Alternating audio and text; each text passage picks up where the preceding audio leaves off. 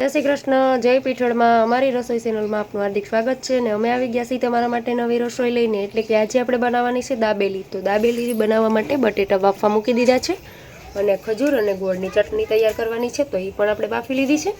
તો હાલો હવે બટેટા બફાઈ જાય અને ચટણી બફાઈ જાય ત્યાં સુધીમાં આપણે બીજો મસાલો છે એ તૈયાર કરી લઈએ। જો આપણે ગોળ આમલીની ચટણી તૈયાર કરી હતી એની અંદર હવે આપણે છે ને બ્લેન્ડર ફેરવી દીધું છે અને હવે આને થોડી વાર ઉકળવા દઈશું। એટલે કે આપણે ચટણી નાખશું, લાલ મરચું પાવડર, જીરું અને થોડુંક અમથો આપણે મીઠું એડ કરી અને થોડી વાર ઉકળવા દઈશું એટલે સરસ મજાની ઘાટી થઈ જાય। બ્લેન્ડર ફેરવી દીધું છે તો હવે આપણે જો આ રીતની ગળણી જારી લઈ અને એમાં આપણે ગાળી લઈશું। જો આપણે આ દાબેલીનો મસાલો છે, એટલે કે જો આપણે આવું પેકેટ આવે છે તૈયાર, તો પેકિંગ લઈ લેવાનું છે ને, અથવા તો તમે ઘરે બનાવો તો ઘરે પણ આપણે મસાલો દાબેલીનો કમ્પ્લીટ સરસ મજાનો તૈયાર થઈ જાય છે। તો આહિર કાનવાલમ ચેનલ છે એમાં દાબેલીનો મસાલા સાથે રહે દાબેલીનો વિડીયો મૂકેલો છે, તો જરૂરથી એમાં જોઈ લેજો ને। આમાં પણ આપણે ક્યારેક મૂકશું દાબેલીનો મસાલા સાથે દાબેલી। તો આજે આપણે ખાલી મસાલો એટલે કે તૈયાર જ લીધેલો છે। તો જો આ મસાલો કમ્પ્લીટ ઓલરેડી છે, હવે આપણે આ વાટકીમાં લઈ લીધો છે, આમાં થોડું પાણી નાખી અને આને પલાળી દઈશું આપણે। પાણી આપણે મીડિયમ રાખવાનો છે, એટલે કે મસાલો પલળે એટલું જ લેવાનું છે, વધારે નથી લેવાનું। મિત્રો જો બટેટા ફોલવા મૂકી દીધા છે આપણે। જો હમણાં બટેટા ફોલાઈ જાય એટલે આપણે દાબેલીનો માવો બનાવવાનો છે, તો તૈયાર કરી લઈએ। કોથમીર સુધારી અને લઈ લીધી છે અને આપણે મસાલા સિંગ બનાવવાની છે, એટલે કે આપણે દાબેલીમાં જે ઉપર ગાર્નિશિંગ કરવા માટે અને આપણે જે મસાલો બનાવીએ માવો એમાં પણ આપણે નાખવા જોઈએ। તો આપણે પહેલાં સિંગને ચેકી લઈએ, સરખાઈએ શેકશું અને શેકી અને ત્યાર પછી આની ચાલ ઉતારવાની છે, ફાડા કરી અને વઘાર કરવાનો છે। તો હાલો પહેલાં કરી લઈએ। આપણે બટેટાનો માવો છે એ તૈયાર થઈ ગયો છે અને આપણે ગરમ મસાલો છે એ સરસ મજાનો એકદમ પલળી ગયો છે। આપણે વઘાર માટે મૂકી દીધું છે તેલ, તો જોઈ લઈએ આપણે તેલ આવી ગયું છે કે નહીં।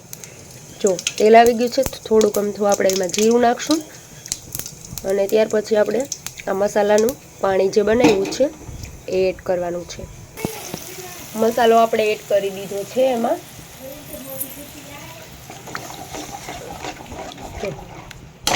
થોડી વાર ઉકળવા દઈશું, આપણે આમાં પાણી એડ કર્યું હતું એટલે સેજ વાર ગરમ થાય ત્યાં સુધી રહેવા દેવાનું છે। પાણી સરસ મજાનું ઉકળી ગયું છે, હવે આપણે બટેટાનો જે માવો તૈયાર કર્યો છે એ આપણે આમાં એડ કરી દેવાનો છે। તો ચાલો માવો એડ કરી દઈએ બટેટાનો। બટેટા આપણે એડ કરી દીધા છે એમાં। હવે આપણે લાલ મરચું પાવડર સેજ અમથું નાખશું, જેવું તીખું ખાતા હોય એ પ્રમાણે તમે નાખી શકો છો। આપણે હળદર પાવડર થોડો અમથો નાખશું અને આપણે 1 ચમચી જેટલું ધાણા જીરું પાવડર એડ કરશું। આપણે ઓલો દાબેલીનો મસાલો એડ કર્યો છે એટલે આપણે ગરમ મસાલાની કાંઈ જરૂર નથી। અને બાફવામાં આપણે બટેટામાં મીઠું એડ કર્યું હતું એટલે અત્યારે આપણે મીડિયમ રાખશું। તો સેજ અમથું આપણે મીઠું નાખ્યું છે, 1 લીંબુ એડ કરી દઈએ। હાલો મિત્રો, આપણે સિંગદાણા થઈ ગયા છે તૈયાર। જો સોતરી ઉતારી અને ફાડા કરી લીધા છે। તો દાબેલીમાં આપણે નાખવા માટે સિંગ હવે વઘાર કરવાનો છે। તો હવે તમે જોઈ શકો છો આપણે મૂકી દીધું છે તેલ ગરમ કરવા માટે। ગરમ થઈ જાય એટલે આપણે એમાં સેજ અમથું આખું જીરું એડ કરીએ। હજી આપણે ગરમ નથી થયું તો ગરમ થવા દેશું। તેલ આવી ગયું છે, માંડવીના દાણા આપણે આમાં એડ કરવાના છે, તો હાલો કરી દઈએ। હાલો જો આપણે હે ને દાણા તળવા માટે મૂકી દીધા છે, થોડી વાર રહેવા દેવું આને, સરસ મજાનું તેલ ચડી જાય અને ત્યાર પછી આમાં આપણે મસાલા એડ કરવાના છે। તો થોડી વાર રહેવા દઈશું, ધીરો ગેસ રાખવાનો જેથી કરી દાણા છે એ આપણા દાજી ન જાય। હાલો જો આપણે સિંગદાણા તૈયાર થઈ ગયા છે, તો એમાં સાઈઝનો મસાલો છે એ આપણે એડ કરી દઈશું। સેજ આપણે ધાણા જીરું પાવડર એડ કરશું, પછી આપણે લાલ મરચું પાવડર એડ કરશું, ગરમ મસાલો સેજ અમથો એડ કરશું,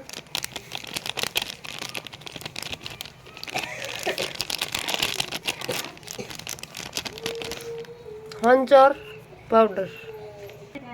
આપણે આમાં છે ને લીલા મરચાંની ચટણી તૈયાર કરેલી છે, તીખી લીલા મરચાંની ચટણી છે। તો આપણે હવે આ બટેટાનો જે માવો છે એમાં આપણે 2 થી 3 ચમચી જેટલી એડ કરી દેવાની છે।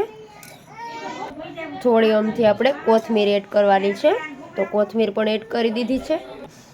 આપણે આ ખજૂર અને હવે આપણે આમાં આંબલી અને ગોળની ચટણી એડ કરશું થોડી એમથી એડ કરી દીધી છે. થોડા આપણે સિંગદાણા કમ્પ્લીટ કરેલા છે એ એડ કરશું.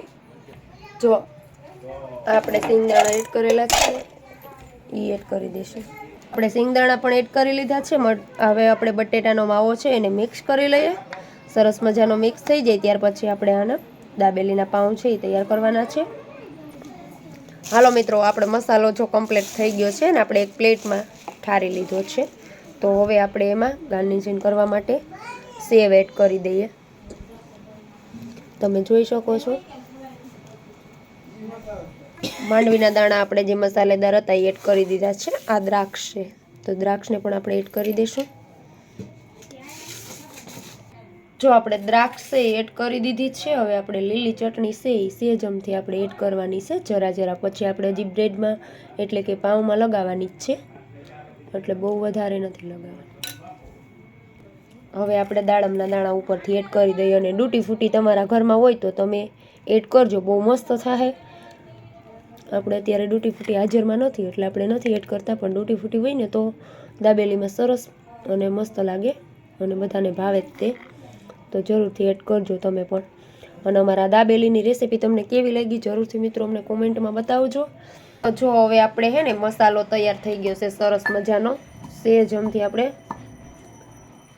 ગોળ અને આંબલીની ચટણી છે એ એડ કરી દઈશું. જાનો તૈયાર થઈ ગયો છે. તો આપણે પાઉંને શેકી અને ત્યાર પછી ચટણી બધી લગાવતું જવાનું છે ને મસાલો આપણે એમાં ભરતો જવાનો છે. તો હાલો, પાઉં શેકવાના બાકી છે તો શેકી લઈએ. આપણે લીલી ચટણી ભરી દેવાની છે. ત્યાર પછી આપણે આમાં ગળી ચટણી એક ભાગમાં ભરવાની છે. પછી જે આપણે આ મસાલો તૈયાર કરેલો છે ને એને આપણે આ રીતે ભરવાનો છે. જેટલો તમારે ભરવો હોય એટલો તમે ભરી શકો છો. આ રીતે આપણે દબાવી અને ભરી દેવાનો છે.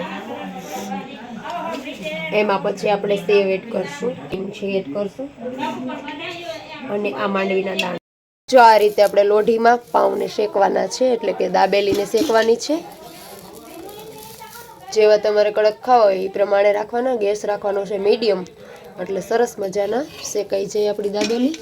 તો જો શેકાય અને થઈ ગઈ છે આપણી દાબેલી તૈયાર.